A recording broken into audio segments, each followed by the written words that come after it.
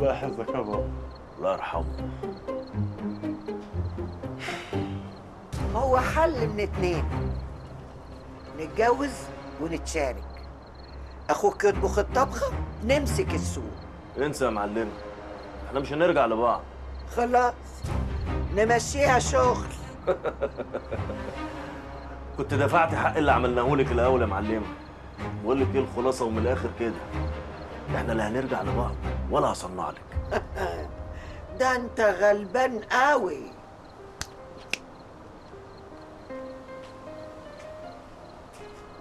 ايه ده؟ هو عرف منين انك عايزه ورقه وقلم؟ انا رجالتي بيفهموني من نظره. اديله الورقه والقلم.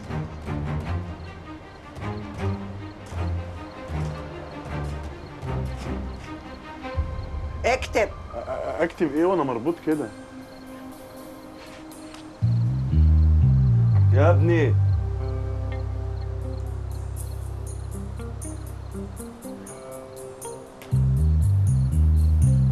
اكتب. اكتب ايه؟ التركيبه والمقادير. هنساك يا حجاج، هنساك، وهتجوز اول كلب يجي في وشي.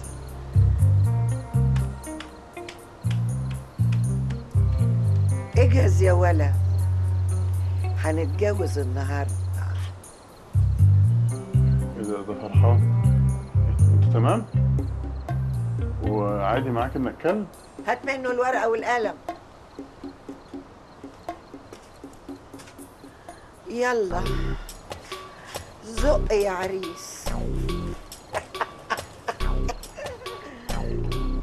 بقول لك ما تيجي بقى نفك الربطه بتاعت حنف القبعه اللي احنا مربوطينها دي. فك.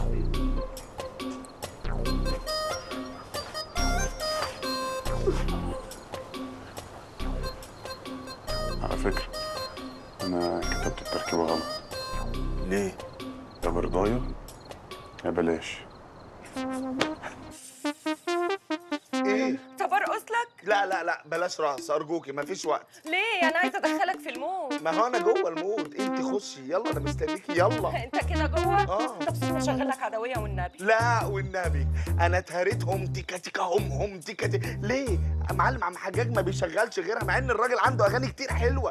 وبعد يلا معلم. ايه؟ هو انت يا توك توك يا تريلا؟ مفيش حاجه سرعه متوسطه؟ ميكروباص مثلا؟ ما هو انا مش بحمل حضرتك، انا قدامي 22 ساعه وكف ايدي هيطير، وانا لو كف ايدي طار حياتي هتبقى كرب وهبوظ. ليه؟ ما انت نص اعضائك مقطوعه اهي وعايش عادي. لا الايد غير.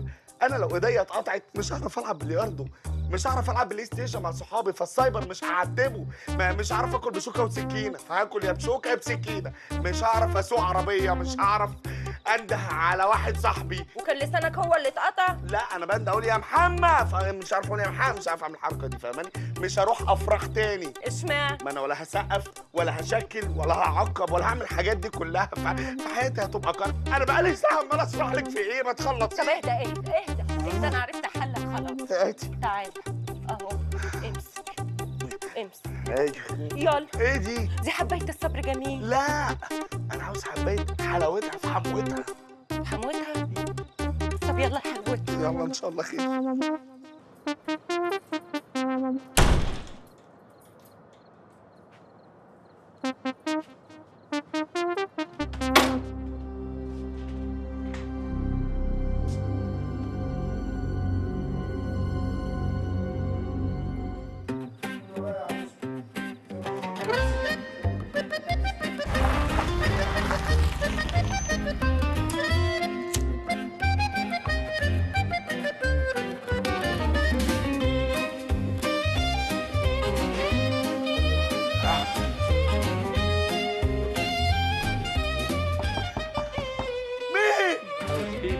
عاوز ايه؟ اسكت يا استاذ. العنب. غور.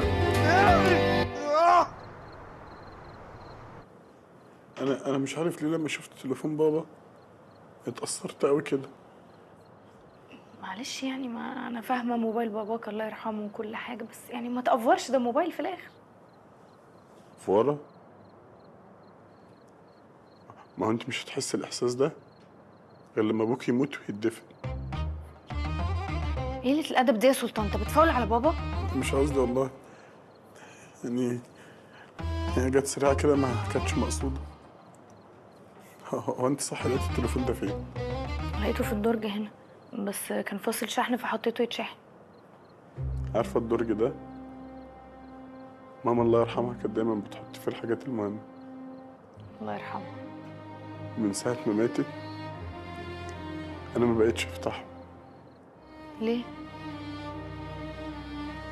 ما أنت مش هتفهمي الحاجات دي غير لما أمك تموت وتتدفن. معقولة يا سلطان هتفول على ماما كمان؟ يا كوثر مش قصدي، أنا بس بحاول أوصلك اللي أنا حاسه.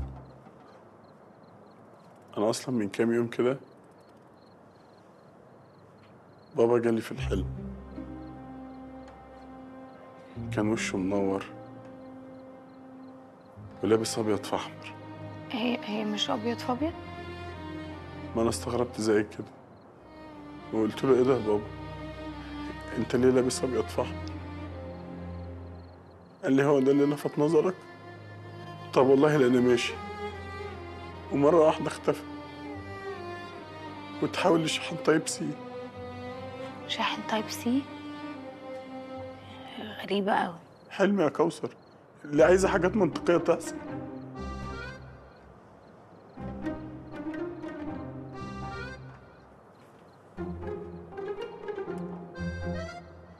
هو الشاحن ده تايب سي؟ اه. يمكن ده اللي كان بابا يقصده في الحلم.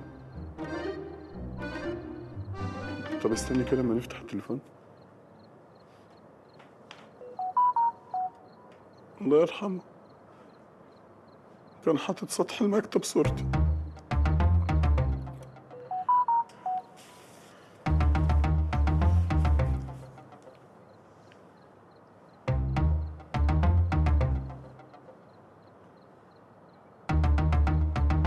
أنا بابا بعت لي رسالة. سلامتك يا حبيبي. هو إيه اللي سلامتك؟ بصي